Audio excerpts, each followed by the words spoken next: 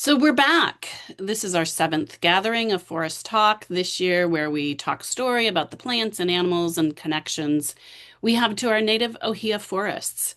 We've covered such topics as forest birds, seabirds, spiders, and Hawaii's only palm genus, loulu.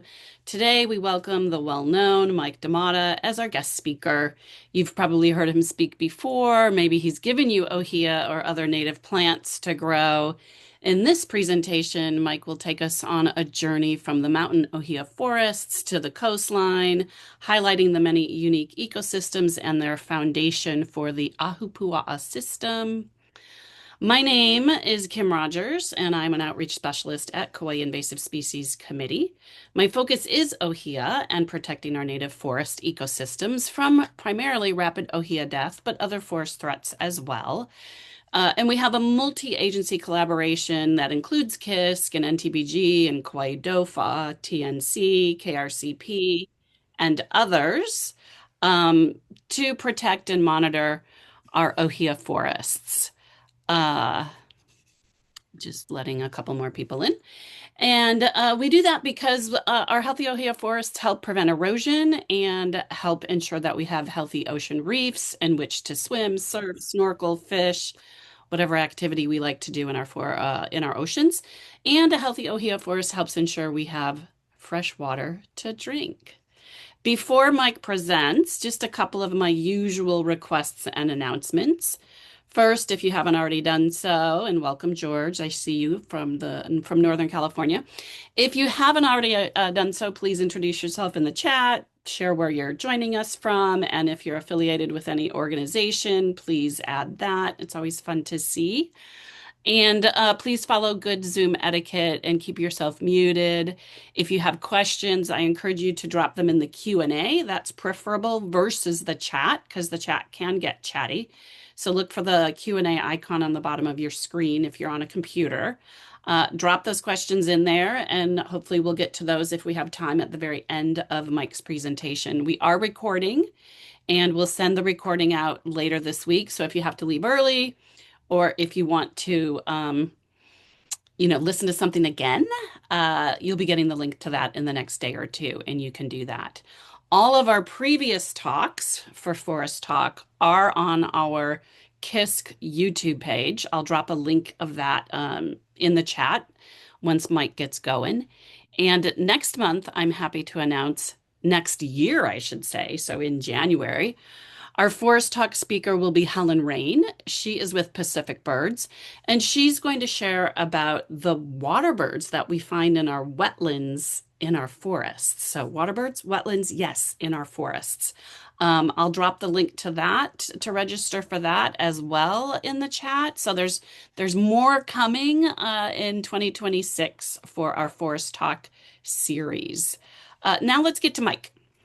Okay, Mike DeMotta, like I said, many of you probably know him, is the retired curator of living collections at the National Tropical Botanical Garden. His background is biocultural and has roots in hula and oli, which Mike was immersed in starting in the early 1970s under Kumu John Kaiola Lake. And with that, I'm going to turn things over to you, Mike. Are you ready to go? Yes, thank you. Fabulous. I Aloha awa kia kako. Thank you all for joining this morning. And I scrolled through the list of names of those who have logged in, and I recognize a handful of names in there. So thank you for joining, and I hope to see you all in person sometime soon. So what I'm going to be discussing today is a talk that I entitled Noho ki Akua i ka Nāhelehele, which some of you may recognize as the first line of a chant, of an entry chant. When you're entering into the forest, you chant this out, and it addresses Laka and literally translates to the gods live in the forest. And I put this talk together. It's an adapted talk. I actually put most of this talk together for the World Conservation Conference a few years ago. Then I adapted it to a hula conference that I was invited to present at last summer. And in all the years that I've worked in conservation and native ecosystem restoration and hula, it always marveled me. And what really attracted me to do that work was My realization as to how much our kupuna really understood ecosystem function and how what they needed to do to maintain and enhance ecosystem function for the benefit of the ecosystem, and which then benefited themselves and enhance their ability to live on the islands. So I put this together, and it's not like hula practitioners don't get it, especially kumu hula and those who are involved in hula for many years, because you can't help but learn the oli and the mele and develop, I think, an appreciation for the ancestral wisdom of the Hawaiians. And I can't speak for other Polynesians, but for the Hawaiians and their understanding of the ecosystem. And so I've tried to use lines out of chants and mo'olelo. And Hawaiian language is full of counter. There's a lot of double meanings and stuff, and they're very clever in the way they describe things. So I've tried to break apart different chants, and I will use that to explain and show how they understood their ecosystems. So let's get started. This first picture, by the way, is the summit in White Ale Ale, looking towards I want to say Makaleha, maybe. Right. All right. So, as Kim mentioned, my kumu was John Keola Lake. My good friend is Sam Dr. Gon from the Nature Conservancy, who also had the same Kumu John Lake. When I was with Kumu Lake, it started in 1973, and it was deeply immersed in hula. He eventually expanded. I mean, he had the knowledge, but he just started sharing his wisdom on protocol and ceremony over the years, and that's when Sam Gon was learning about that through Kumu Lake. But Kumu Lake has influenced a lot of people over time. And I hear him all the time when I'm in the forest, and things that he taught us when I was with him still resonate with me even now, all these years later. He was a very gracious and giving man, and though anybody who knew him well enough will agree to that, and miss him since he's been gone. Oops, sorry. Um, Between learning things from our Kumu, there is also a lot of information, and much of it has been scanned and is online now from Hawaiian language newspapers.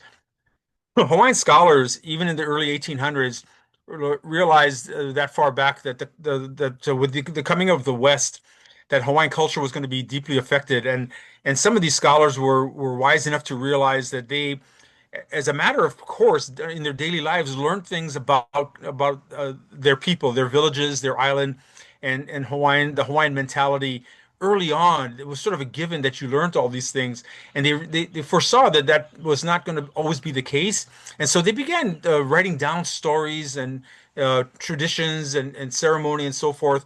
To the point where there were over 100 Hawaiian language newspapers, and what's really important about that fact is that this information was written by native Hawaiian speakers with a Hawaiian mentality and not a Western mentality, and that's a huge difference. If you actually read Hawaiian language material from a Western perspective, even with people who are fluent in Hawaiian, there is a difference in the mentality and the way they approach, the way they wrote. And so this Hawaiian archive of information is like super valuable. And thank goodness there's a lot of people out there now more than before that are fluent, that know the nuances of the language and are doing all these translations for the benefit of everybody. We are going to learn so much over the years. Um, so, okay, so uh, where did the Hawaiians come from, though, right? We all know the Hokulea. I think we're all old enough to remember when the Hokulea did its first voyage to Tahiti in 1976, and it's not like the Hawaiians just crawled out of nowhere and started living here. They are part of a voyaging tradition that goes back thousands and thousands of years, and they understood early on, I'm sure, that wherever they landed, wherever the Hawaiians' ancestors landed, every island, that it took a great deal of knowledge and experience to be able to settle those islands and become successful there. And that doesn't mean you come in and burn everything down right away, because once you do that, then you got to move to the next island because you've burnt up all the resources. So they learned early on that they had to care for the resources. But then they also realized that they couldn't depend on all the new islands that they would find to provide the resources that they needed to survive. So they traveled with their own. But if you look at Polynesia in general, right? So this is a Polynesian triangle. I think we're all pretty familiar with all of that. But Rapa Nui, which is just not too far off the coast of South America, Aotearoa far to the south, and of course we're the northernmost islands. But they came over from the west, where you see Fiji, Vanuatu, and further west from there is where they originated, right? Linguistically, they could be found from coming from there. Melanesia, so Papua New Guinea, Vanuatu, New Caledonia, pretty much all of the canoe plants, except for one actually, originate from this part of the world. So they travel with about 2 dozen different plants that we refer to as canoe plants, and every single one of them have their origin here: sugarcane, coconuts, taro, you name it, except for one: chickens and pigs. Which this is an image from the Hokulea's first journey. So they took these animals with them to prove that they. I mean, obviously the Polynesians traveled with them. That's how they made it to these islands. But I think it was kind of poor piggy, man. He's in there. But some of the plants they did travel with, right? So sugarcane and olena, um, paper mulberry or wauke, which they used to make tapa cloth, and gourds, which we still find gourds in burial caves. When burial caves are found that are not disturbed, there are gourds still in there. But the one thing that they brought, and kalo, of course, kalo. The Hawaiians we were the last one of the last of the main Polynesian island groups to be settled. And when you think about, for as a horticulturalist, for me, it's pretty remarkable that they were able to travel with all these plants and keep them alive over the thousands of miles of ocean and the weeks or months that they were traveling, because most of the canoe plants are vegetatively propagated. In other words, you needed cuttings, or like kalo, you needed huli, you needed live huli, in order to be able to replant right away. You could have brought sweet potato seeds, but as a horticulturalist, I would prefer to bring slips or cuttings, because I could depend on what would grow out of that once I did plant them. You plant seeds, you might not get as good of a cultivar as you were hoping for. So no doubt they travel with it. But uwala, that's the one plant that did not come from the Western Pacific. Uwala came from the Americas, and there were, I was able to find this image. There were like three big migration events for sweet potato across the Pacific, but the first one was with the Polynesians. So the Polynesians, the great seafaring voyagers that they were, eventually found their way to the Americas and left some things behind and brought some things with them. And one of the important things they brought with them was uwala, the sweet potato, which became a very important staple along with taro and ulu and breadfruit. Um, it's no doubt that Eastern Polynesia benefited from uwala early on, but eventually worked its way through the rest of Polynesia and became an important staple in all of the Polynesian islands. And you know, we all eat sweet potato, or eat the potato part, but the leafy parts are very edible too. You can eat the shoots, the flowers, the leaves. You can cook all that, and it's all very edible. So it was a very important and useful plant. And just as a matter of from a planter's perspective, if you were on an island, or in a part of the island that did not have a lot of fresh water available, then uwala was your main staple. And the Hawaiians named everything. Every cultivar has a name for something. All the kalo varieties and all the uwala varieties, sugarcane. And one of the reasons it's important for us as horticulturalists to know all these varietal names is because they all mature at different rates. And so, in some of the stuff that I've read about from Uwala farmers from the early part of the 1900s, that they would plant now. This is a season that they generally would start planting. They'd prep their fields and get everything ready, and then they would plant all the different cultivars, and they knew all of them and how long they took to mature. So. Uh, they would be able to start harvesting in about 3 or 4 months and continue to harvest through almost a year, depending on the variety. So they could feed themselves with uwala if their fields are big enough. They could feed themselves with uwala through the following summer after they planted. So we all know that makahiki is going on right now. This is the time of year that uwala generally gets planted. Not coincidentally, uwala is also sort of a kino lau, or a physical manifestation of the god Lono, and makahiki is celebrated in honor of Lono. There's no wars allowed this time of year, and the rains signify the coming of makahiki and the festivals for Lono. So, well, before I go any further, because now I'm going to start getting into some of the other images that do have excerpts from Hawaiian chants and all. Um, I did put this talk together with a hula workshop in mind, so I was able to make a lot of assumptions. I am going to break down what I can and explain some of it in greater detail for you. So I invite you to also take notes as we go, and you can also Google all this stuff a little bit later on. So Lono, again, this can get a little bit complicated, but Lono, in when with Uala farmers. They also honor the god Kamapuaʻa, which some of you who might know that name. Kamapuaʻa was half hog and half human. But when it came to Uwala, Kamapuaʻa became a manifestation of Lono, and then he was called Kanepuaʻa. So even though we all kind of resent the feral pigs today, a lot of Hawaiian farmers in the old days actually did not fence or rock wall their farms in because if pigs came into their farms, it was considered a good sign. So yeah, it's kind of a contrary to what we how we look at it all today, right? So talking about how the Polynesians traveled amongst all the islands. They traveled from islands that look like this, volcanic basalt islands. This is the Marquesas. So they had experience with the terrain and the farming conditions already when they got to the Hawaiian Islands. This would be Moorea. And then this is Iwi. This is we're just west of Kalalau Valley. So all the islands look very similar. I'm sure when the Hawaiians finally arrived here, they looked up at the mountains and like, we're back home. From where we left, we're back home again. And I had a question once from somebody about, oh, do you think they had experts in farming the different crops? Without a doubt, you would not have somebody on your, just like your plants, you would only carry something and make space for something or someone who is going to benefit the voyage. So in my mind, they had kalo farmers, they had uala farmers that once they jumped on the beach, they looked around and knew exactly where to start planting right away because their survival depended on that knowledge and wisdom and background. So varieties that are ready in 2 to 3 months, you better believe it. Those are the ones that they brought slips for that they would plant and know that they'd be able to have uala ready to eat in a couple of months because they would have to just scratch a living until they were able to produce. You can't survive just on proteins or all that fish. You need to have the staples like kalo and uala. So yeah, they saw all this and they probably thought, yeah, we're back home. So, this is like a space shuttle or a Skylab image, I think, of the Hawaiian Islands from way back.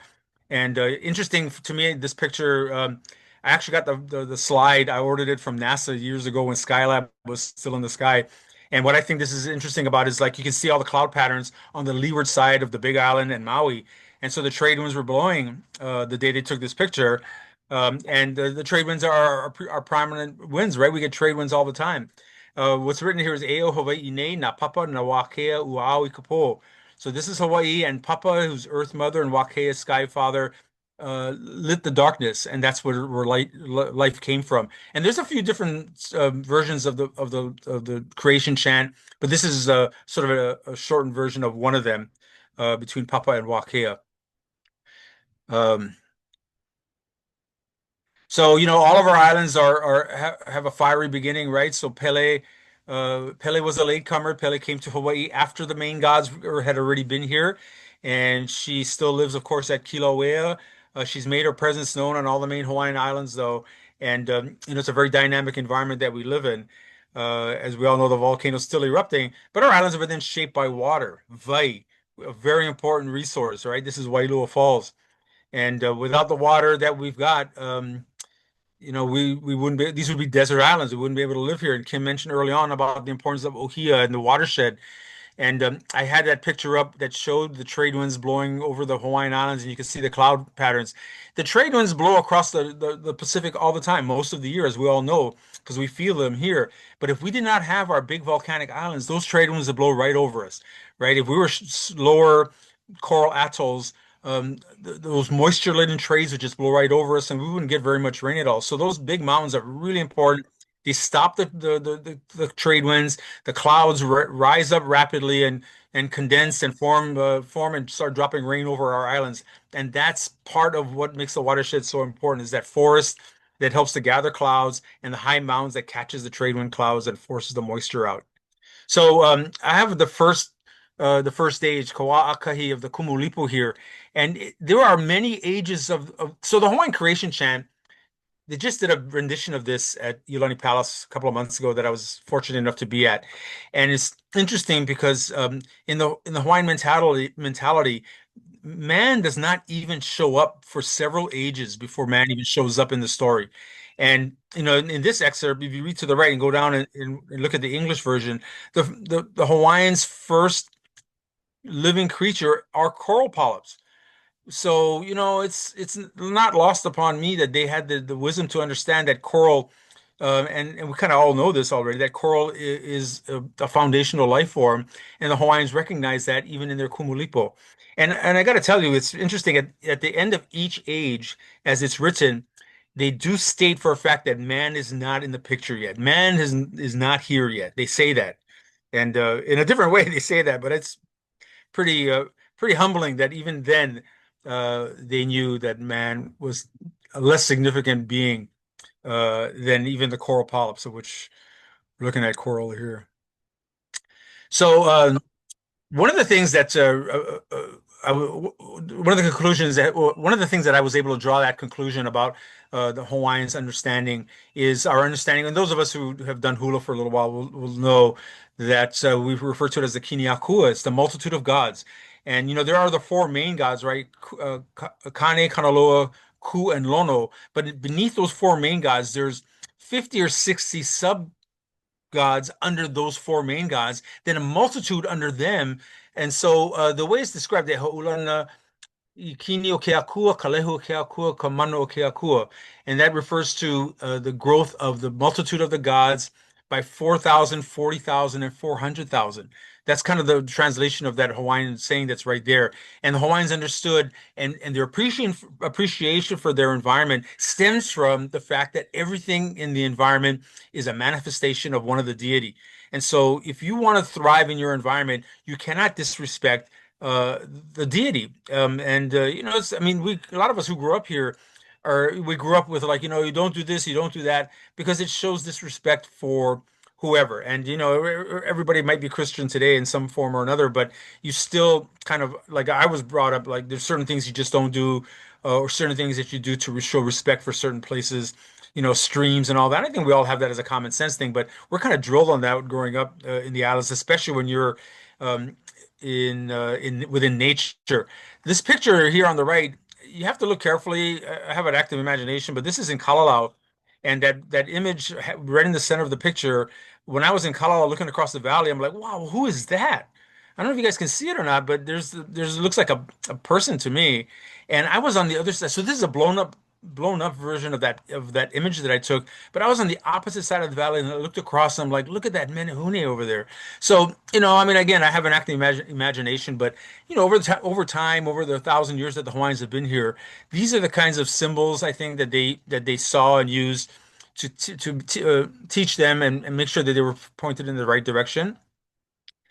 So they eventually broke down the forest systems into different zones. And the Wao Akua would be the forest zone that when we look up at our mountains, this is what we know now as the watershed. And Wao Akua it means the realm of the gods. And we call it the watershed, and we know how important the watershed is to feeding water into the island systems. The Hawaiians understood that too, because the Wao Akua was kapu. You only would go into there if you were a ranking priest or chief, and if you did a series of ceremonies that asked for permission to enter. You might not recognize this. This is Upper Limahuli Valley. Actually, I was in the Upper Valley. This is looking toward Wainiha. The first cliff in the foreground, right behind that is Wainiha, and we're looking up towards the summit plateau of the Alakai, and those clouds are gathered over Waiʻaleʻale. And it was obviously a really, really clear day. This is an old picture. This is before our weatherport got built. We were up there plotting a spot for the weatherport to get built, actually. And the weatherport that they have now that they used to work out of is right behind where I'm standing to take this picture. So it's a narrow ridge, and we crossed over and went down the Wainiha side. And it's a very, very narrow ridge. But yeah, it's amazing. It's 99.9% native forest up there still, even despite Hurricane Iniki coming right across this area. It's still, thank goodness, still pretty pristine. But the Hawaiians appreciated that. And I was explained to me when I was younger is you can tell where the Wāokua starts is when you're looking at a typical trade wind day where the clouds come down and stop. That's the Wāokua. In that whole zone that you can't see, That's the wao Akua. And in the chant that I started with at the beginning, the line of Noho ke Akua i ka Nāhelehele, it describes the misty clouds. It is hidden by the misty clouds. And so generally, like this was a clear day, but generally where it's poly, where it's dark and you can't really see because of the clouds, that's where the wao Akua starts. And of course, it's going to go higher and lower depending on what the Akua are doing that day. But this would otherwise be known as a wao Akua. And yeah, it's pretty remarkable to be up there. So again, there's different manifestations of the different gods. Some of you know Hina is the name of the moon, or she's the goddess of the moon. But Hina has many forms as well. And again, to show respect for the different forest type zones, you were required to do a lot of ceremony before you entered anywhere. And so Hina, if you were to enter a forest, like you were working your way up through the Nāhelehele towards the Akua, and you weren't supposed to be there, or you didn't do the proper ceremony, Hina assumed this form of uluhe, which is hihia koloyuka. It's the uluhe that tangles you up as you crawl upland. And people, I mean, there are legends of people that disappear in this and never are found again. When I was younger, I was deathly afraid of deep uluhe because I've heard the stories of how uluhe will take people and never find them again. And so, you learn the proper ceremony and protocol to enter. But again, it's with respect. Anybody who's worked in the field, generally, I mean, I know guys will just plow through this, but I usually am very tentative because you don't know where there's a hole and where you will disappear. But the Hawaiian's explanation for that is because Hina, if you weren't supposed to be there, Hina was the one to make sure that you did not continue. This is from so if you ever hiked to the end of the boardwalk, the Alakai boardwalk, this is the Kilohana lookout.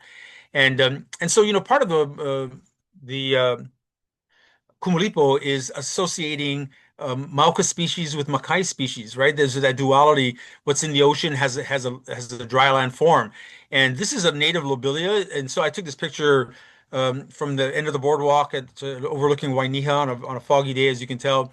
And the name of this lobelia, well, the scientific name of it is Lobelia hypaluca, but the Hawaiian name is opelu. So if you eat fish, you'll know that opelu is a fish. It's a very fragrant, small fish that lives in big schools, and this is the Mauka version of that fish that lives in the ocean. This is a monocarpic. It's like many lobelias, it flowers and dies. And I've stood at this spot a few times because this lobelia has been here. This lobelia will die after it flowers, but there's been this lobelia growing in this zone for quite a few years. And I stood there and watched Apapani and Weʻve feeding off of the flowers of this lobelia. So again, this is back at Waiʻaleʻale, and there's some significance to Waiʻaleʻale because it refers to fresh water. And if you look so Kauai Kini is the peak that's just in the center of the frame, and Mount Haupu is in the background, way back on the left side of the frame. And we're looking down into Blue Hole. This was a hell of an experience for me because I was following pig tracks that ended at the edge of this little cliff that you see here. Apparently the pig went to the edge and it broke off. So yeah, I went up to there. I saw that, then I slowly stepped backwards, showing the respect for the area. But it was remarkable to be up here. And you probably all know that there are a series of heiau that start on the east side at the mouth of the Wailua River. Hikinakala is the first one that's right there at the ocean, and then Malai is the next one up, and then Holoholoku. And as you work your way up that ridge until you get to the very summit, there's the last heiau is at the very summit. And as you work your way up, one of the things that I've found fascinating when I read and learn many of these old chants was these chants were composed by kahuna, by people who were practitioners who had been to these places. And so we all think about how hard it is to get up to the summit of Waiʻaleʻale, but when they describe some of what the features are like up there, this is our descriptions from people who have been there and who saw it. And we know that there was an annual ceremony at the summit of Waiʻaleʻale. And so they used to go up there once a year and perform ceremony to the god Kane. And this is Kunihi Kamauna. So this is a chant that Hi'iaka, when she was coming to Kauai to get lohiau for her sister Pele, as she approached Kauai, she chanted this out, Kunihi Kamauna Kala'ie Waiʻaleʻale Wailua. And she describes Kapapa Auwaio Kauai Kini, the water channel plateau of Kauai Kini. And the composer of this, who would have been Hi'iaka, would have known that. And we all, I mean, unless you get up there and you see the Alakai plateau and see how the water slowly works its way downslope, you wouldn't know wouldn't have called it a water channel plateau. So their exposure to the environment and their understanding of the way it worked is really remarkable to me because this is on the highest levels. And then Hiyaka was calling for permission to enter to approach the island. And that's why at the bottom it says there's no answer coming back because the kahuna that she was chanting out to that was at Malai, where the Malai Heiau is now, where the Wailua Marina is at, he did not chant back to her and welcome her ashore right away. Oop, wrong way. So just another graphic that kind of shows the way the ecosystems are broke down. So you see the Wao Akua further up. You'll see the Wao Nāhelehele, which is where the forest actually occurred, and then the Wao Kanaka, which is still native forest, but where the people were allowed to live, work, and harvest from.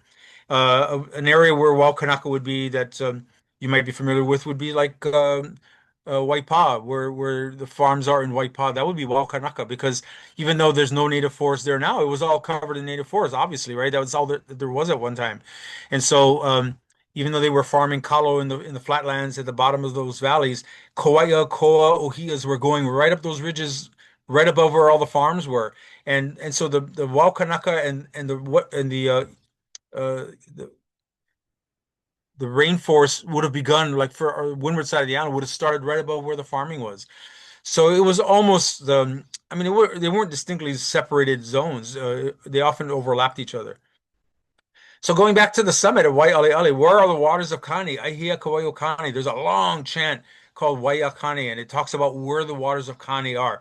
So Kani is the number one supreme god of the four main gods, and his one of his many physical manifestations is fresh water. And so one of the reasons they would have done ceremony every year would be to appease Kane and offer up sacrifice at the ahu or the heiau that is at the summit of Waiʻaleʻale. So this little pond, as calm as it was the day I was there, this is Waiʻaleʻale. This is the name of this pond of water. Even though we call the whole mountain Waiʻaleʻale, this is the actual name of this pond of water. And Waiʻaleʻale means rippling waters, right? Wai meaning fresh water, and ʻaleʻale are just little waves or ripples. And it was flat and calm the day I was up there, so it was a reflecting pond. But if you look carefully, you'll see channels of water in the background. And then you'll see like a little ditch that goes off to the left of this pond.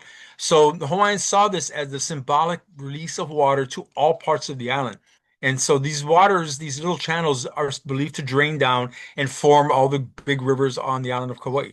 And you can see Koikini in the background where this image was taken. Um, so this is Ka'avako. So this is the heiau that's at the summit. And I was able to find some old newspapers on Ulukau that describe it. And so this thing looks exact. It was described exactly the way it's in this image is how it was described in an article that I read that was printed around 1920. And you can see the little white bits. That's coral. So one of the sacrifices, and I'm not sure, I never did the homework for that, but one of the things that was taken up there to offer was coral from the ocean. And you know, it could be that coral symbolized Kanaloa, who was Kani's brother, and bringing them together. But there's dwarfed ʻōhiʻa, you might be able to see them, and there's amau ferns growing on the top of this, which are kinolau of Kani as well. So every year they would have gone up and made sacrifice at this. And ka'ava ko, so it refers to ava, which is the plant that they make the drink from, and ava is also a kinolau of Kani. So here's this is a image from the summit of Lehua Island, looking towards the west. And if you follow the ridge, this is a very hairy ridge to hike on, let me just say. But if you follow the ridge, you'll see that about halfway down or three-quarters of the way down, there's a big crack. There's a big gap. And that part of Lehua kind of broke away from the main part of the island. But in that chant I was talking about a minute ago, where are the waters of Kani? Ahia Kawaio Kani. This describes, again, this is written by somebody. This was composed by somebody who has seen all this. And so, Aya ke kaulana kala, where the sun rests, where the sun sets and rests. Ikapai o pu ke kai, where the clouds gather on the ocean. Eya mayanan ma nihoa. coming from Niho. It's coming from Niho. Although those of you who live on the west side of Kauai will know that when we have our winter rains and our Kona storms are coming, they're coming from Niho. They're coming from the southwest part of our horizon, and that's what that's saying. Ea mai ana ma Niho is coming from Niho. Makamoli mai o Lehua. In the foundations of Lehua, there is a spring on Lehua that's in a big cave that is refers to the foundations of Lehua. Aiailaila Kawaia Kane. That is where you will find the waters of Kane. So, if I could do the whole chant, and they refer to all the various rain clouds that are manifestations of Kane, like squalls and all those sorts of things. These are all manifestations of the god Kane and are representative of fresh water, which is the resource. So the other thing that the Hawaiians are really remarkable is that they recognize all the different plant forms. These are two plants. While the one on the right, Naʻe, is in the sunflower family, actually. It's only known from the summit of Waiʻaleʻale. This particular species is called Dubaudia waiʻaleʻaleana. The one on the left is Ape, which you can find at lower elevations, but it's Gunnera kauaiensis, and it likes it in really wet areas. These are gullies. These are that's a drainage at the summit of Waiʻaleʻale, and then this Naʻe is growing on a hummock. And there's a bunch of different Dubaudia. Actually, there's several different members of the sunflower family that are known from the summit of Waiʻaleʻale and nowhere else. So the Hawaiians, amazing that they could look at this Naʻe and recognize it as a relative to the Haleakala silver sword, to Iliao. They understood all that. It's all the names generally reflected. There's a Naʻe at the summit of Haleakala that's closely related to silver sword as well. And that one on Haleakala hybridizes naturally with silver sword. So they recognize that. So, sorry, PhD botanists, stand aside because the Hawaiians, the ancient Hawaiians understood all that just as well. So this is a haupu. I ka o Akua nohona o laka ma ka o leva I ka ohu o ka piko o haupu. And that's saying in the Wawakua, in the realm of the gods, it is where Laka lives at Kio leva in the mist at the pico of Haupu. So I worked on Haupu quite a lot. And the summit of Haupu, it was known as a heiau called Kio leva, which it means the floating cloud.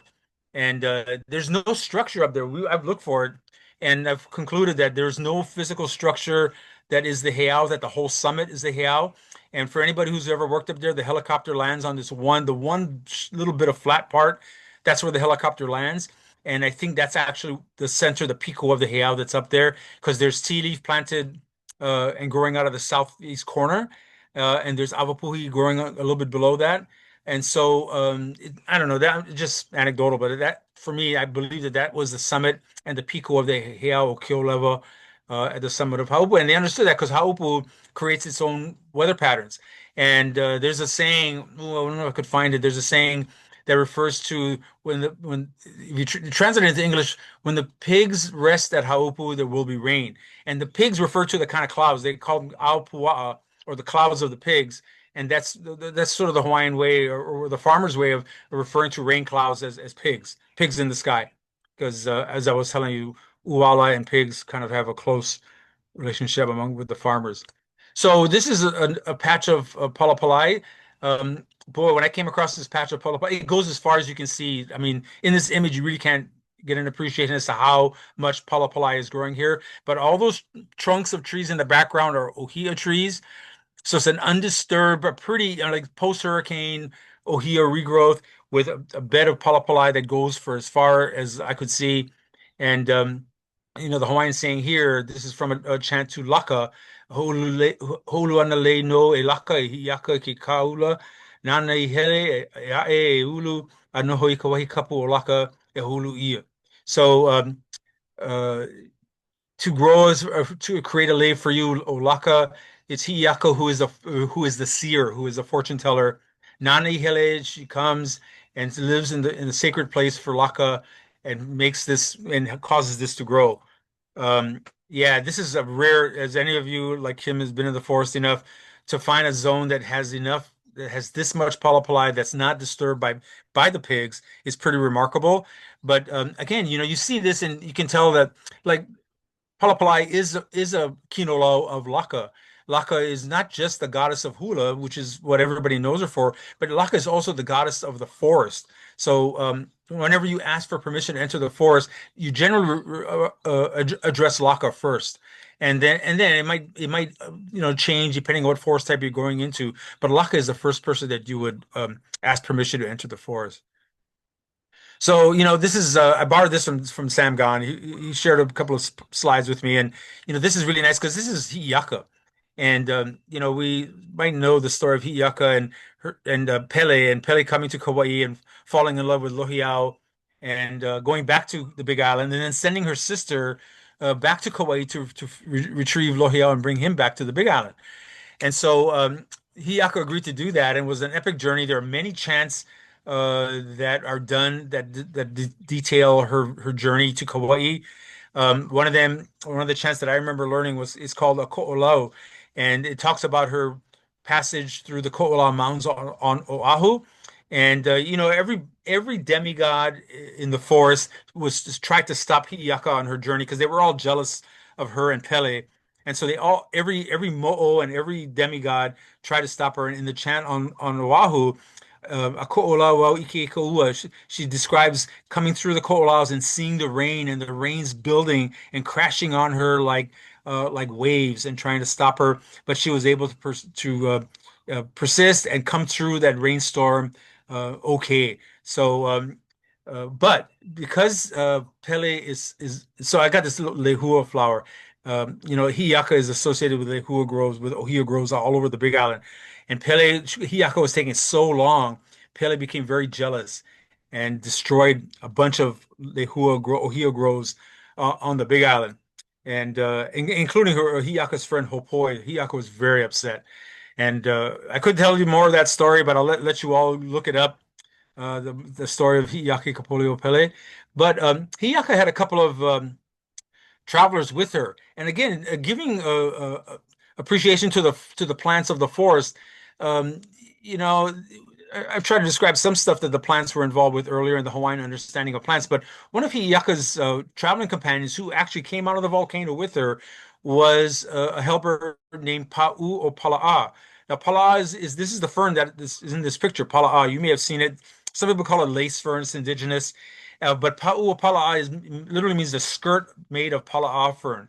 And okay, so uh, they're still on the Big Island. They're not far away from the volcano when the first challenge came up, and it says Hi'iaka makahele Akua no o ko lākou wā no ia e lu mai i ka lihi lehua e oi mai i nā mako Hi'iaka ma. So I'm doing this in Hawaiian on purpose. You guys need to hear this. And to translate that, it's like when Hi'iaka was traveling, this forest god threw. I'll go back one image. So this is lihi lihi lehua. See all the little staminal columns? That's called lihi lihi. For lehua, that's the term that's used as lihi lihi. So this forest god turned those lihi lihi into little needles. He made them stiff and turned them into needles, and then threw them at Hi'iaka and her traveling team to try and stop them. He threw them and aimed them at their eyes. Pretty vivid stuff, right? So ulele mai laka lihili lehua I kokoke e loa'a nā maka o Hi'iaka. So the lehua lihilihi flew and got really close to Hi'iaka's eyes. And that was the time where she commanded her assistant, Pa'ua Pala'a, to cover them, protect them with her skirt of Pala'a. So this is empowering the Pala'a fern. It was such a potent source of strength that Pa'ua Pala'a was able to spread her skirt and cover all of them and protect them against these flying needles of lihi lihi lehua.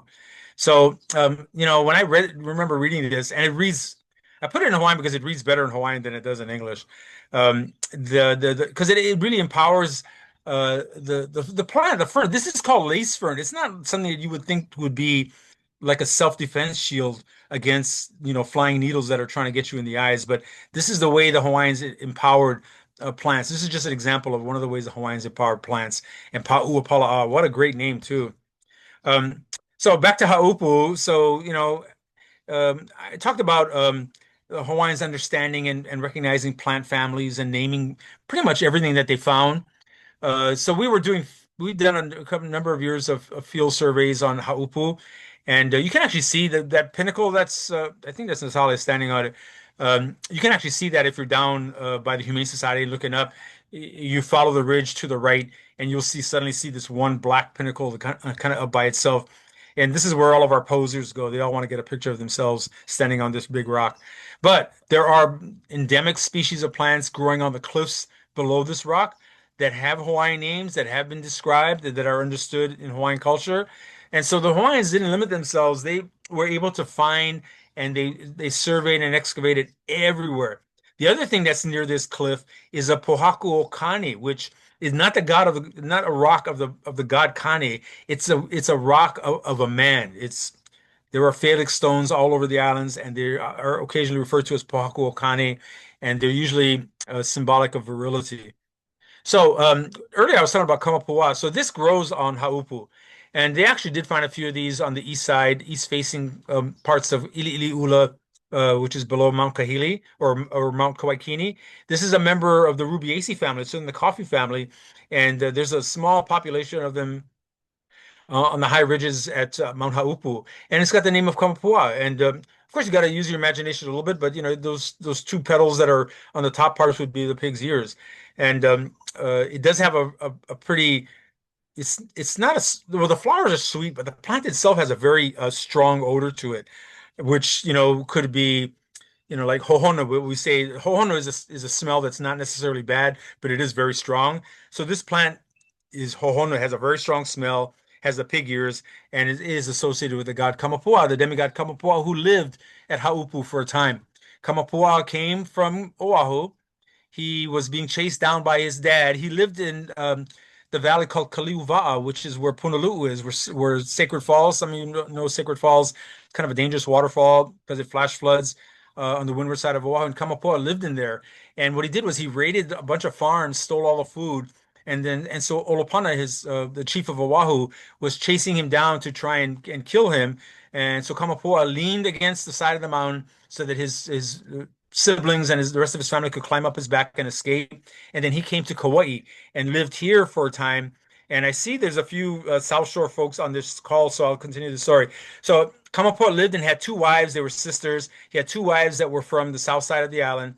And every night Kamapuaʻa would go out and do battle with the chiefs of Kauai. And when he won, he would come back with their feather cloaks and hide them in a pond of water that sits at what we now call Kipukai. So that pool of water is still there. And he magically would open up the water, put the feather cloaks under there, and hide them. And so his wives began thinking, like, every night he's gone, what's going on? So they spied on him coming home one morning with the feather cloaks that they recognized as one of their cousins. And so they challenged him and said, we know what you're up to, and we're going to kill you now because you've been killing the rest of our family. And so he did battle with them and struck them both down. And so for those of you who volunteer on the South Shore of the island, Mahaulepu means when they both fell together, literally, they both died together. That's when he killed the two sisters. And they both died and dropped together. Ha'ulepu means to fall or die together. And that's where that place got its name. From the summit, I've looked down. I don't see any rock formations that look like two, people or two even matching rock formations. But that's what that name means, and that's how it got that name from Kamapuaʻa killing the two sisters. Now that spring is still at Kipukai Ranch. I've been around it a few times. Don't know the password to open it up and find the feather cloaks, but he lived there for quite some time, and that spring was where he hid those cloaks. Yeah, little side trip there. So that picture I showed you, looking down or looking across Upper Limahuli Valley towards Wainiha. So I turned around and took a picture looking down the valley, and this is also Upper Limahuli Valley, looking towards the ocean. The very last peak before it drops down is Makana. So yeah, looking down Limahuli again. This is the Wa'akua, but looking down towards what is called the Ma'ukele, which is the wet forest or rainforest. Ma'u is damp or wet, and Kele just Kele refers to a forested area. So Hanakapi'ai is the valley that's to the left, and Wainiha would be the valley that's to the right. But yeah, there's a lot of unique plants up in this zone that are harder to find as you get further down because they do need this moist, wet forest. One of the plants that's up there, though, is the native gardenia. The gardenia that's native to the island of Kauai is Gardenia remii. We call it Nanu. There are two in Upper Limahuli Valley, but on the entire island of Kauai, there's probably less than 10 or so left. This is one that I took a picture of in Upper Limahuli Valley years ago, and I've never found capsules on this plant. They are probably what they call dioecious. It's either a male flower or a female flower. The only plant I've ever seen, gardenia that on Kauai that I've seen with seed capsules is one that used to exist at the base of Mount Kahili. So way up on Mount Kahili in one of the hanging valleys. So this is one of the plants that we've been working on trying to. I've done air layers of these in the field and got rooted air layers, but we have a hard time getting seeds and they're not easy to grow. This is another plant that was discovered in Upper Limahuli Valley. And so this is called Cyane Kuiheva. It was discovered the year before Hurricane Iniki hit. And then the hurricane just wreaked havoc on the Upper Valley.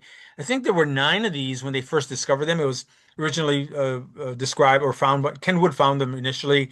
And then the hurricane wiped out the forest and they all died because they were exposed to the full sun after that. They've been rediscovered, though, a couple of valleys over. So it's not fully extinct, but this is from one of the original wild plants back in 91. So this is an artist rendition of the Limhuli ahupuaʻa, and it's a little hard to see because it's kind of small, but you look down along the shoreline and imagine what that coastal site must look like even now. The peak that's on the right, the very first peak, that would be Makana, and you can see the terraces that go right back to the base of the waterfall. So I don't know, some of you may have volunteered or been able to go back into the restoration sites further back in the valley.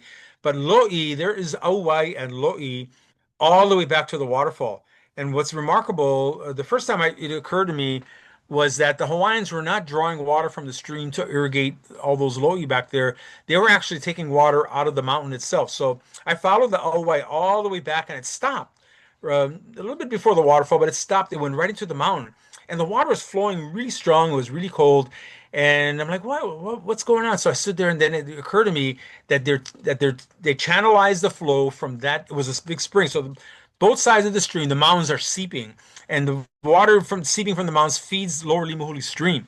So that's why that stream never stops flowing because the water is not coming from the upper part of the stream. It's coming from these two giant seeps that are being fed, no doubt, from Kokee. And so the Hawaiians tapped into that water, and the water feeds right into the Auai and drops down through a terrace system all the way down to almost the lower valley. And so yeah, the whole valley was really productive. And they as I said, their farming practices enhance ecosystem function. So they were able to tap water out, but they did not affect the volume of water that was flowing into the stream or eventually flowed into the ocean. So uh, they simply sort of diverted a small, realistically, it was just a small portion of water to farm kalo back in the valley because all that water eventually ended up back in the stream anyway. So this is Mount Kahili. You look in the peak in the background. That's Mount Kahili. I don't know if you can see in the peak in the foreground. There's a guy standing there with a blue jacket. Can you all see that guy? Anybody know who Randy Umetsu is? Randy works up at Limuhuli Gardens. That's Randy standing there looking for me. I kind of ran away from him. I got to the next ridge and then I texted him that I was to look to your right, and here I'm at. But we were working in the valley just below, and he's standing just below the summit of Pu'ukolo. So again, everything is named, every ridge. I don't know all the names of all the ridges and peaks along this part of the island, but there's still quite a lot of native ecosystems growing through here and a lot of really rare stuff. This is so I showed you Cyane Kuiheva. This is Cyane leptostegia. It's a much more common one. It's still getting very rare in the wild though. But again, the Hawaiians understood and recognized all this because the Hawaiian name for pretty much all the cyanes, all the ones that we're calling cyane in that genus, all are pretty much the same. Ha ha or ha ha lua, ha ha vai. The Hawaiians understood they were all related. They were all closely related. And I have this up close picture. A, because I was lucky enough to be there where I could get it, and B, because it's clearly evident that these plants are co-evolved with our honey creepers. So the flowers are curved and the bills of the honey creepers go right into that. And if you look into the flower, you'll see it's all glistening because it's loaded with nectar. One of the reasons that plants are getting rare is because there's less honey creepers now. Mosquitoes have really done a number on our birds, especially in the last 5 years. So the plants are losing their pollinators and are not producing the number of seeds. Look at how many buds and how many flowers are on this plant. This plant would have produced thousands of seeds in its annual flowering cycle. But if they're not getting pollinated, they're not producing those seeds anymore. So you know, there's nobody alive today who remembers when there was native forest right down to the coastline. But I'm a real proponent for eradicating mosquitoes and saving our native birds because we're the only ones who can do it. And just because none of us were alive when native forest came right down to the ocean, that doesn't mean that we shouldn't appreciate and do what we can to save the native birds. And if controlling mosquitoes is what it takes, then we need to be doing that. This is another Asteraceae. This is another member of the sunflower family. It's found in drier forest around Kokee, and most Bidens are called ko'oko'olau, but this one's called po'ola nui. It's a big flower. It's not as big as what's in this picture, but it's quite a large flower, and it is also evolved to bird pollination. It hangs, and the birds land on it and will feed from the nectar from it, and that's how it gets pollinated. So there were so many native honey creepers that were in the forest at one time that a lot of plants that typically are insect pollinated evolved to become bird pollinated. Here's another one, Hawaiiʻs. This is a member of the hibiscus family. They're all very rare. I mean, the Oahu species is extinct. There's one on the Big Island, one species here on Kauai. And they're pretty much almost extinct in the wild. I think on Kauai we have 30 or 40 left in the wild in the dry forest. Some of them are in Waimea Canyon, some of them are the northwest side of the island. So if you look at the flower, it does resemble a hibiscus, but the staminal column comes right up the middle. So when a honey creeper lands there, like a Eevee, it shoves its beak down into the flower to get the nectar, and its head gets all brushed with all the pollen from that staminal column, and then carries pollen to all the other flowers. This particular flower, though, is probably one of the rarest plants in the Hawaiian Islands. This is Cookii. So Cookii was the species known on Molokai, and it's been extinct on Molokai for 100 years now. So we had this in the garden, and there are cookii that have been grown from grafts, but it is functionally extinct in the wild. The Kauai one is not as in bad shape. I mean, if it gets pollinated, it produces seeds, and if the rats don't eat the seeds and the deer don't eat the seedlings, then it could be way more common than it is, but it just needs help and protection. A couple of more insect pollinated ones. The one on the left, I have it in here because it's a member of the begonia family, and it's when I was working at NTBG, I had requests for DNA material of this native begonia sent to me from all over the world. Every scientist that studies begonia wants to know why this is in a different genus altogether. It's not called begonia something. It's Hillebrandia. It's a monotypic genus. It's in a genus all its own. It's only one species, Hillebrandia sandwichensis. It is found around Kauai, I think Oahu and Maui, and it's seasonal. It's ephemeral. It comes up. I think it should be coming up now. It comes up, goes in a flower, produces this tiny seeds that are like powder. They're so small, and then the whole thing dies back to a bulb, and it sits underground. You might be able to see this across Kokee Lodge, for example. There's a small patch of it up there, but it's a real unique adaptation, and it's a species only found in Hawaii. And then there's this other hibiscus, Nāhelehele, which was almost extinct for a while there. Everybody's growing it in cultivation now, and that's where we as individuals can contribute to the prevention of extinction of our native plants by growing stuff in our yards. Create your own little community garden, your own insect corridor in your own backyard by planting native plants. I'm optimistic. If we get the mosquitoes under control and apapani drop down into the lowlands, you might have habitat for them to feed in as well. And then there's our native hibiscus. Now, here's why I spent all those years that I did doing conservation work on the island. One, because I've always felt a connection with the forest. I didn't go to the university to learn about native plants and all that. I learned when my classroom was the forest. I went into the forest, sat down under a koa tree, and smelt the air, looked at the leaf litter, and learned how they depended on each other that way. And when I started working at NTBG, this particular subspecies of white hibiscus is only known from the Napali side of the island. It was believed extinct. It was rediscovered in Limahuli Valley in 1977. A few more plants were found in Hanakapi'ai, and Ken Wood then found a few over at Pohakuau, which is a hanging valley right above Kalalau.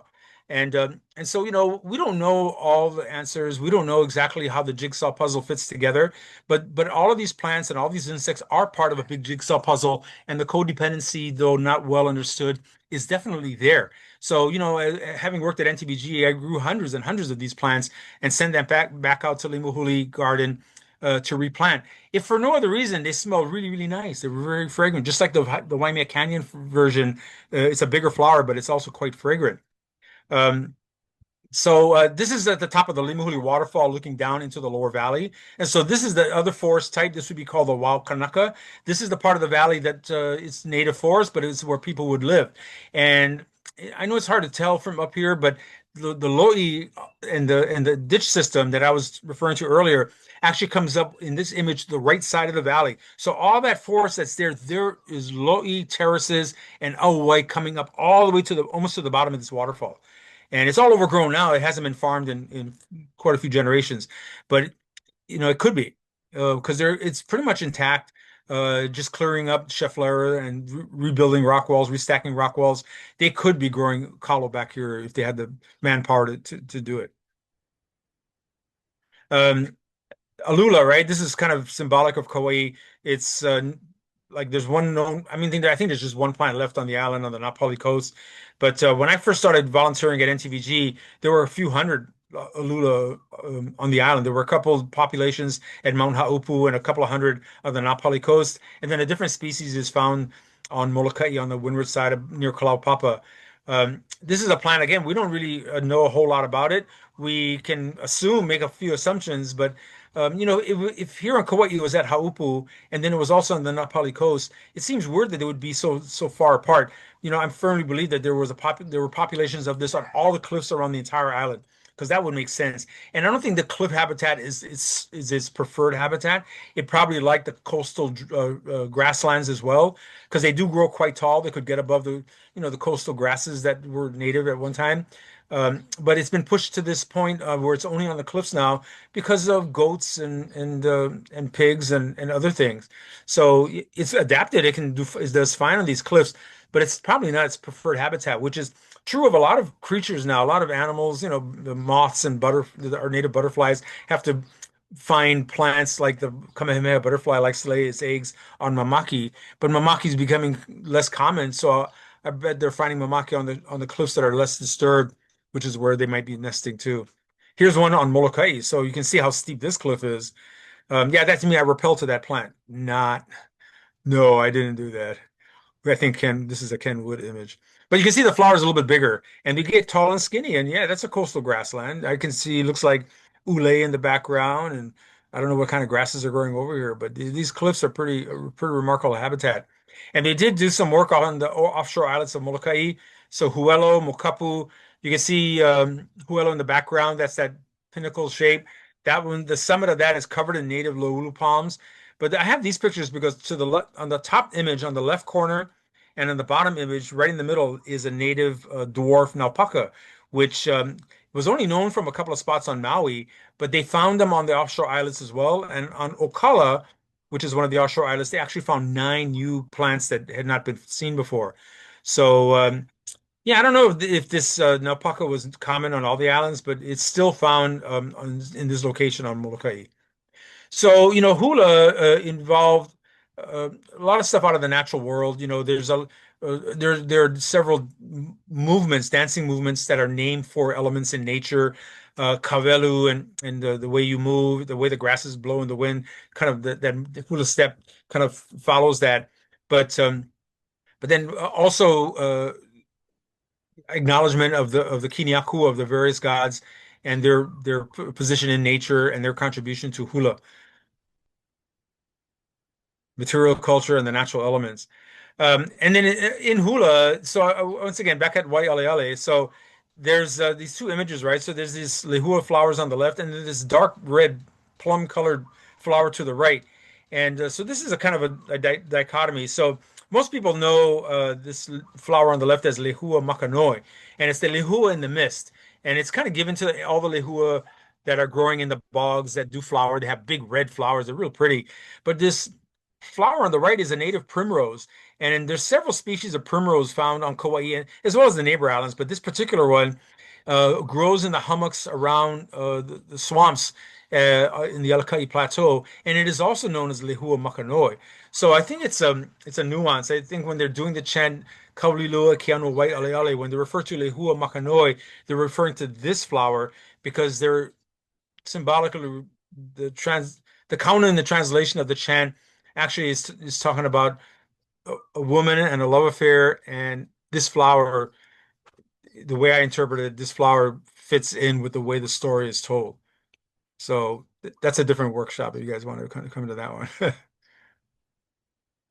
Okay, so all the various kino lao. So there are kino lao of the various gods in various forms, whether it's the rain clouds, like I was saying earlier, this squall, right? Kualau, fresh water is a kino lao of Kane, so is sugarcane. And I was talking about this hidden spring at Lehua. So this bottom right picture, you're one of the you're among the few people who have ever seen this spring. I've taken a few people to it, but there's a cave on Lehua that you crawl into, and it's the Waihunao Pao, which is the hidden waters of Pao or Pano, which is a mud skipper. It's that fish that usually is on the reefs or on the rocks exposed, and they kind of jump around, and they call them mud skippers.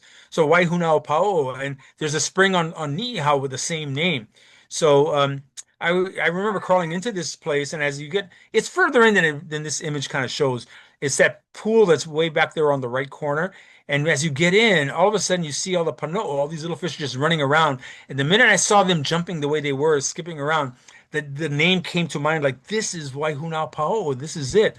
And this is got must be the mole, the foundation, the water they refer to in the chants of the waters at the foundation of Lehua. This has got to be it. So I talked to some of our Niihau family, and I was describing the cave, and Niihauans have to know that story, and they go, "That's Waihuna. That's Waihuna." They were telling me that was the name. They confirmed it for me. So it's one of those place names that's not really in any paperwork, but the Niihauans know it, and because they have the same name for a location on Niihau as well. So we're talking about Kanaloa, right? So Kanaloa has different manifestations. The deep ocean is one of Kanaloa's kino lao. Of course, the heʻe is one, and so is Wauke, which we make kapa from. Ie. So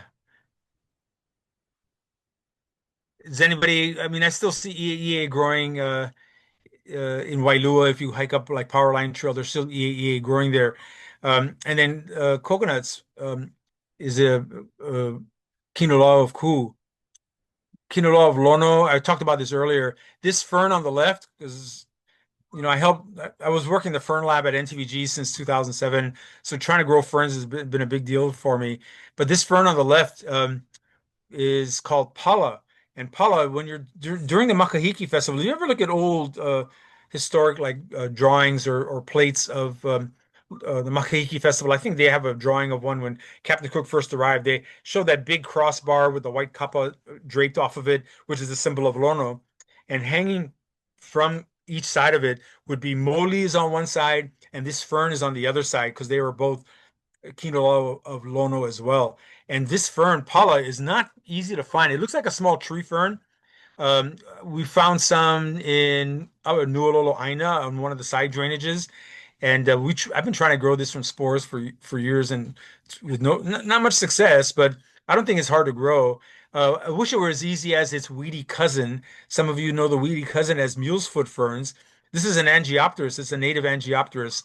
But the mule's foot Angiopteris evecta is a massive weedy fern here in Hawaii. This one is not quite, and this is Angiopteris Douglasii, and it's not as easy to grow. And I put it with the puʻahiva, which is a kino lao of Lono, because these darn feral pigs love eating these ferns. Go figure. So, when you look at the plant names, the Hawaiian plant names, it's pretty amazing. I think it's a window into the Hawaiian understanding of their forest, between Laka and Hi'iaka and others. I mean, I'm not going to translate all these names, but look at some of these ferns, and you got Wahine no Mauna, the fern on the top. The fern on the bottom is Hoia Maui, and then the fern on the right, which Kauai is famous for, is Pe'ahi. All these ferns can be found growing in Limahuli Valley. And Limahuli is one of the few places left where the stream was never diverted, and the way the valley is managed and the garden is managed is still system-wide ahupuaʻa management. So this is some of the rock walls that's back in the valley. I was talking about how there's still lo'i back there. So look at the way the walls were constructed, and there's a lot of weedy trees growing out of it, but uh, they're still holding up. This is a prehistoric rock wall. This rock wall is hundreds of years old and it's holding up just fine.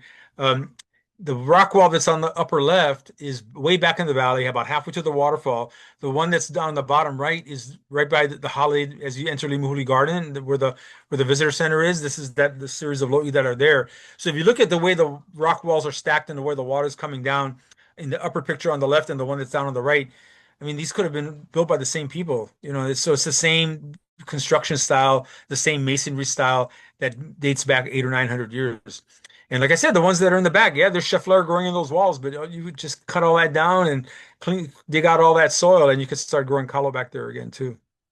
So kalo, even though the Hawaiians did clear the wetlands and all to grow kalo on a large scale, uh, they, the by disrupting part of the habitat, they enhanced part of the habitat as well. So as we look down into Hanalei, which is where this is, all those slopes in the background would have been covered in native forest, right? So it would have been kauai'as, ʻōhiʻas, and all that, and all the native ferns.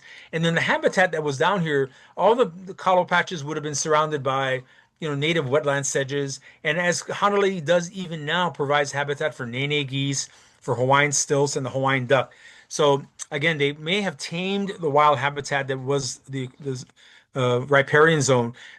They tamed it and organized it, but it did not disrupt or detract from the uses that the native birds would have had them for.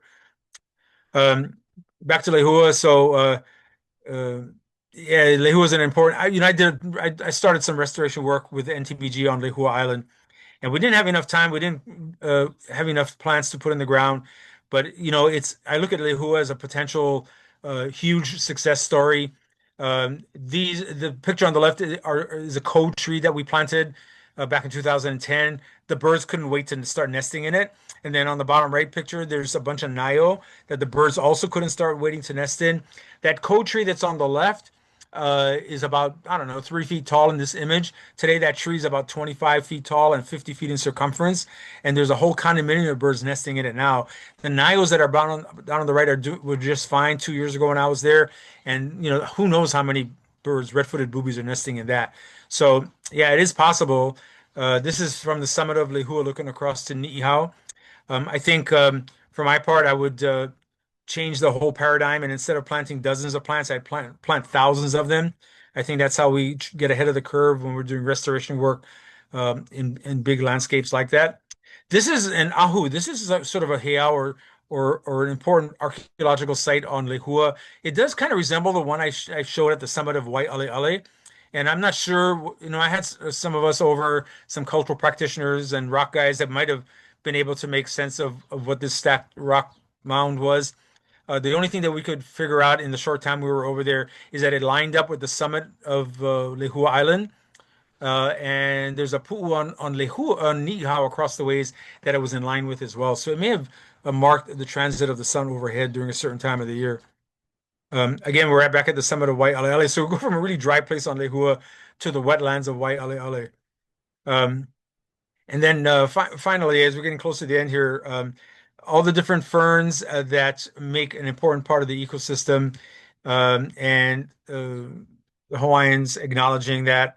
So I know that was a long kind of got rambling in there, but so much to talk about that I don't know where to begin. So, but I want to say thank you for your patience. If you have any questions, I think we can take some questions. And I do want to acknowledge my kumu, John Lake, Sam Gan, kumu ke haulani ke kua. Mahalo. Any questions? Any Anybody Thank need any clarification or organizing? Thank you so much, Mike. I don't even know where to begin because you're just like a font, like you're the fire hose, right, of information coming out. And why don't you stop sharing screen if you can find that button so we can maybe see everybody And if anybody else wants to go turn your video on, please do that now. And I invite everybody to, either in the chat or using your reaction button down below to share your gratitude for so much information in Mana'o that was just shared. Um, like there's the clap button. Thank you. Thank you, Mike. Um, well, those of you, like, if you have questions to ask, either the Q&A or the chat, whatever's easier for you. But I have a couple things that I would like to ask and or clarify. You mentioned a couple times about how way before any of us in this room were around, how the forests, made their way all the way down to the coastline.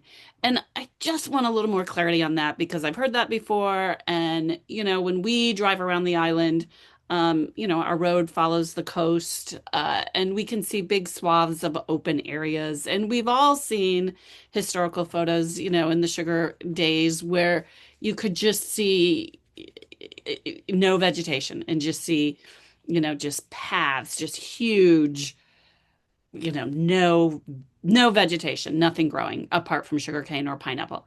So, am I to understand that literally all sides of the island, apart from where there may have been wetlands, along streams and rivers, there were forests? Is that correct? Yeah, yeah. There's little hints that you even today, if you are paying attention and just aware and all that, there are hints of what the forest systems were probably like. And one of the ones I like to always bring up is as you're driving through, I guess it's Moloa when you're heading, although they may have cut them by now because they were doing all these roadside clearing. There's ʻōhiʻa trees growing out of some of the road cuts just past Anahola.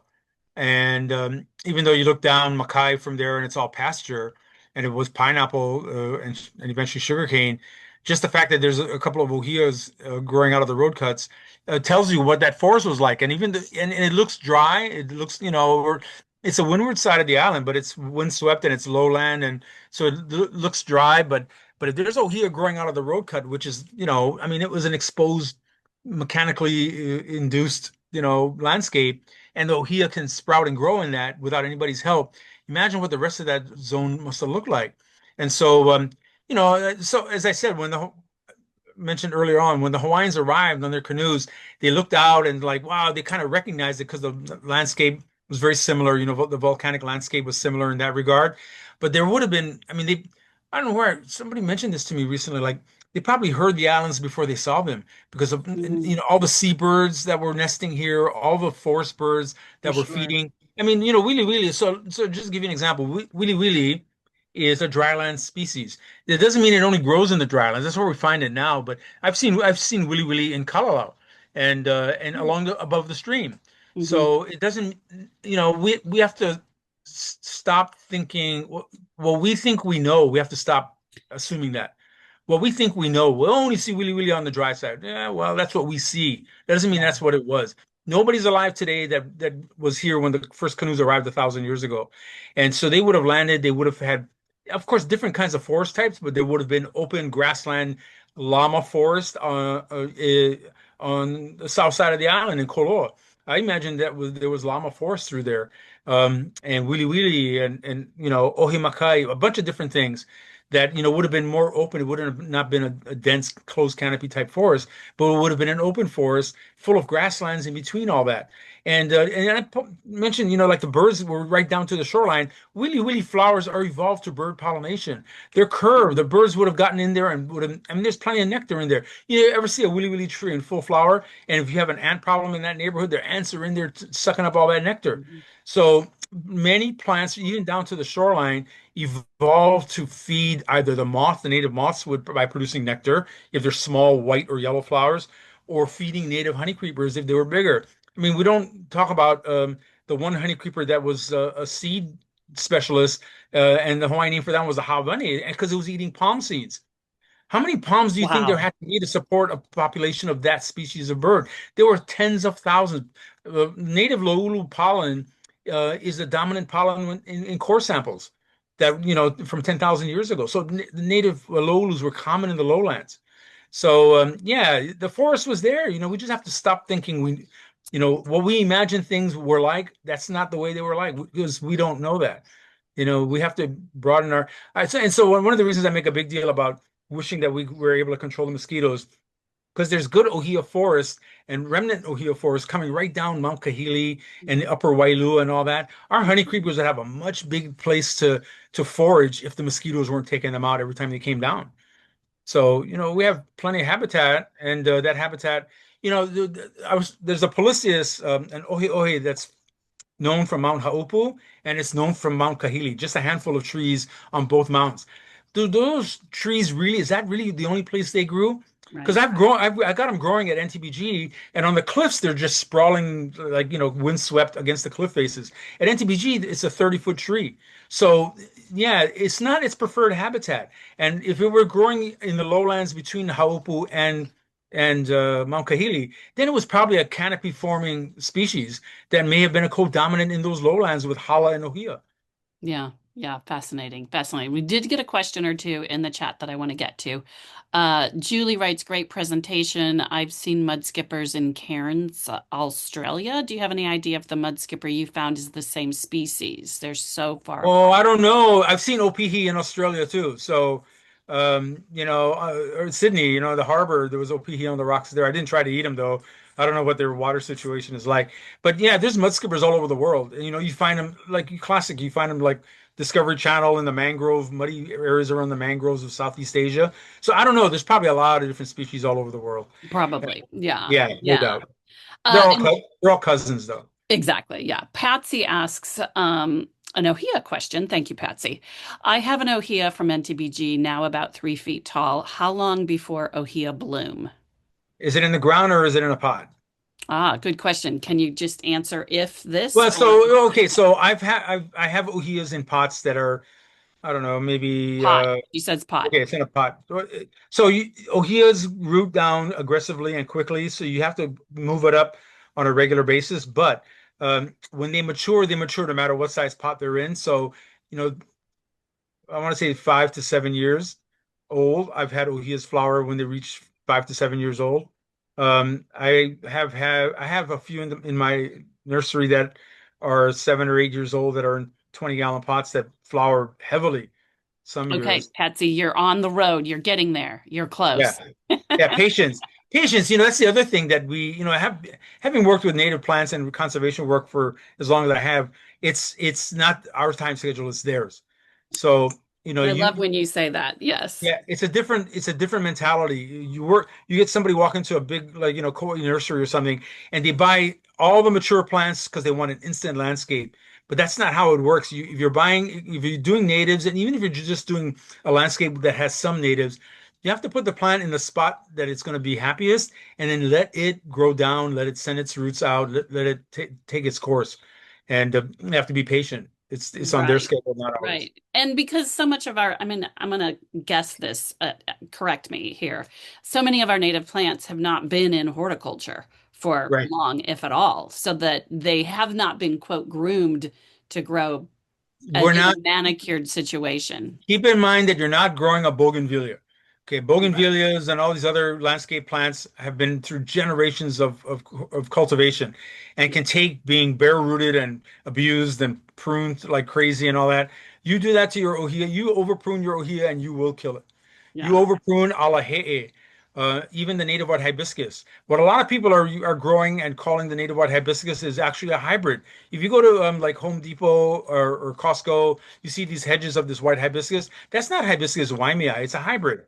And they're grown from cuttings, they're groomed, they can take heavy pruning, and the landscapers grow it because they know how it performs. You grow a native white a Waimea, Hibiscus wymea that originated in Waimea Canyon. It's a wild tree, even if it's a couple of generations from the wild. It's a wild tree that you might be able to prune it a bit, but you cannot box hedge it or you will kill it. So some Yep. plants you can. Naupaka, you can do that to Naupaka and Pohinahina. They take pretty good abuse because they get sand, salty wind spray from the ocean and all that. So they can take it. They're evolved to take it. But you start getting a little bit further back. And it's really important if you're going to put natives in your landscape, look at your landscape and do a little bit of research. How big will this plant get? And keep in mind you can prune some stuff, but not heavily necessarily. So make sure you put it in a place in your landscape that it can be allowed to grow and do its thing. You want flowers from hibiscus and you keep pruning it, you're not going to get flowers. So, keep in mind, do a little bit of homework before you do it so that it performs the way you want it to and you're happy with it. Yeah, that was such a good advice you gave me a long time ago because, I had planted some hibiscus Waimea, thinking it was going to be a nice little hedge. And then I'm like, wow, you are not controllable. You're doing your own thing. That's Um, right. I want to thank you for a new term. Well, lots of new terms and sayings and but lihi lihi. So did I pronounce that correctly? The Yes, you stamen. did. Yeah, that is the stamen, right? On ʻōhiʻa Yeah. lehua. Perfect. Yeah. Okay. Yeah. And I also wanted to thank you for, I was expecting a great talk and I was expecting some of the Oli, um, but what I wasn't expecting were the photographs. The photographs were amazing. So thank you. And the pairing of the photographs with your message and your sharing was really well done. So I wanted to thank you about that. And I'm gonna just check. There's lots more thank yous in the chat. I don't see any specific questions. I don't think I'm missing anything. Um, I guess I want to close with saying thank you and sharing my gratitude for all you have done over the many decades to support native plants and our native ecosystems and the Hawaiian culture. Your use of the language is amazing. And I just so much appreciate your time and your sharing here. For the rest of you in the audience, for those who were able to make it, for those who are not able to make it, I will be sending out a link to the recording in the next day or two. And when we close this out and you close your browser window, there will be a tab that pops up with a short 3 questions that I invite you to answer. It helps us with programming, as they like to say. Anyway, with that, I'm going to say ahui ho. Have a great day. Hope to see you soon. And thanks for all being here. Thank you. Mahalo. Oh, yeah, Julie, that was mahalo, Mike. Lots of mahalos in the chat. Glad to hear stilts are still found in the lowlands. We saw them in about 1985. What plants do they eat? Do you know? The a'o? Sorry. Or no, the io. What plants do I think she's talking about the Hawaiian stilts. Oh, Do you I know? told you, Kim, I saw them across from Chief's Yes, Kamehameha all yes. the time, even Yes. now. Yeah, I know. That's so weird to me because the only place I have ever seen them is in the Lowy in the Hanalei Valley. Um, but There's nowhere to pull over to take a picture, but there's a little corner where the Kia dealership is that yeah, last week there was a whole flock of them in that little corner. I think they're eating the earthworms or bugs that are I cockroaches, think maybe. they're insectivorous, I believe. But what plants might they be eating? Do you know? When they're Yeah, in a that I true don't know. Lowy, I don't know. I think they go for the bugs. I think they're eating the bugs. they I'm not might. sure. Never really did the homework for that. But if they're perusing, it's really interesting because they're perusing that grassy area, now that it's mowed especially, along with the golden plovers. So there's two Yeah, native yeah. birds associated with wetlands that are hitting all these dry fields right there in Lihue. It's just so weird though to see them like regularly in that spot. I mean, there's lots of grassy places with bugs. Why that spot, In that right? spot, they like it, and I've seen them come right up to the sidewalk next to the road, and I've been, at the traffic circle, and they're right there That picking makes up me stuff in the nervous. grass. Yeah, it's pretty Okay, amazing. so according to my quick search online, they eat aquatic invertebrates and small fish, which Oh, explains why they're found in Loei. But their diet includes a wide variety of food, such as worms, small crabs, insects like midges, and small fish. So, oh, okay. They're probably getting the grass cockroaches out of that turf, out of that guinea grass patch. That's got to be it. grass They've adapted their diet. cockroaches? What are Yeah, those? yeah. They're brown with a little black head. Oh, okay. I know I what bet you're they're talking eating about. that. It's a good Yeah. thing that that some of these native birds are adapting to their newer environments, that they're able to thrive on some of this new stuff. I mean, better that they do than don't. Right, right, Hey, exactly. Kelly, we hope. Okay.